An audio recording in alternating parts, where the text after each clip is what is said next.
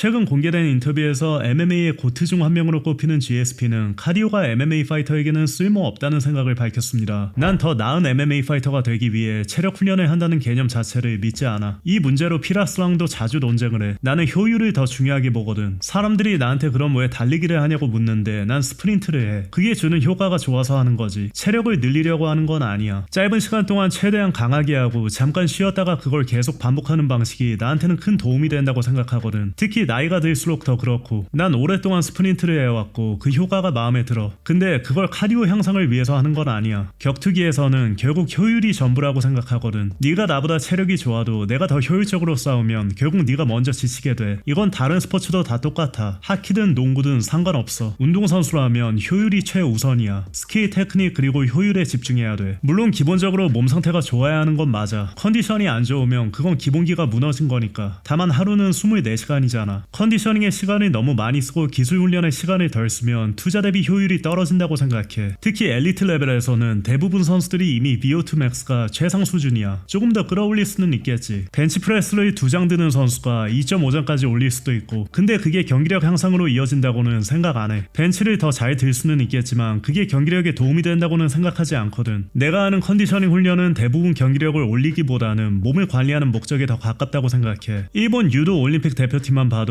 많은 선수들이 별도의 컨디셔닝을 거의 안 하고 유도만 해. 그런데도 세계 최고잖아. 우리처럼 컨디셔닝에 많은 비중을 두는 스타일이 아니야. 물론 그런 방식은 선수 생활이 짧아질 수도 있어. 차도 정비를 안 하면 빨리 달릴 수는 있어도 오래 쓰진 못하잖아. 나는 내 몸도 그렇게 생각해. 컨디셔닝은 경기력을 올리기 위한 게 아니라 선수 생활을 더 오래 하기 위한 거라고 보는 거지. 치마이파 아르만의 새 영상이 공개됐습니다.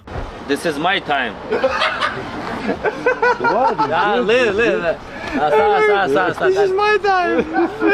Smash everybody! Kill everybody! Everybody, I come here for everybody. Kill everybody. 알렉스 페레이라가 헤비급 데뷔를 준비하며 고중량 데드리프트를 하는 모습을 공개했습니다.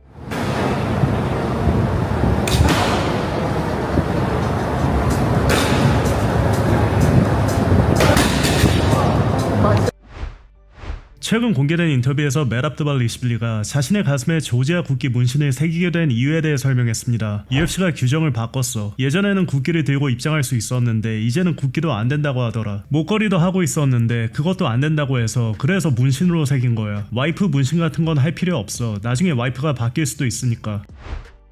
이번 주 UFC 메인 이벤트에서 마이크 말록과 맞붙는 길버트 번즈는 최근 4연패를 기록했음에도 불구하고 은퇴할 생각이 없다고 밝혔습니다. 이번 경기는 최대한 부담 없이 들어가야 할 것 같아. 물론 이겨야 한다는 압박이 있는 건 맞지. 무조건 이겨야 하고 좋은 모습을 보여줘야 하니까. 마이크 모랄레스 경기 끝나고 나서 잠깐 쉬었어. 회복도 좀 필요했고 가족들이랑 시간도 보냈어. 그리고 다시 돌아와서 팀이랑 앉아서 얘기했어. 나 아직 할 수 있다고 믿어. 근데 몇 가지는 바꿔야 할 것 같아. 가장 중요했던 건 자신감을 되찾는 거였어. 이번 캠프 내내 그게 핵심이었지. 자신감을 다시 끌어올리고 케이지 안에서 편안하게 싸우는 느낌을 되찾는 거. 벨라리랑 경기에서는 부상이 있었어. 그래도 상관없어. 졌지. 벨라는 해야 할 일을 했고 그 다음에 챔피언이 됐잖아. 잭달라 마달레나 경기에서도 14분 동안은 잘하고 있었는데 니킥 하나 맞고 KO 당했지. 그리고 잭도 챔피언이 됐고 션 브래디도 톱5, 마이크 모랄레스도 톱5야. 이 선수들 다 체급에서 최고 레벨이야. 나도 좋은 경기 내용은 많이 보여줬다고 생각하는데 결과가 따라주지 못했지. 경기 외적으로도 신경 쓸 일이 많긴 한데 그래도 난 싸우는 게 좋아. 근데 결국 결과를 보여줘야지.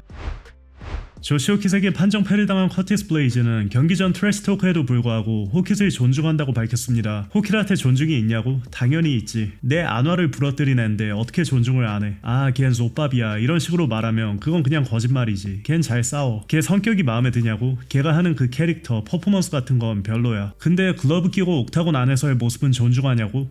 어떻게 존중 안 할 수 있겠어.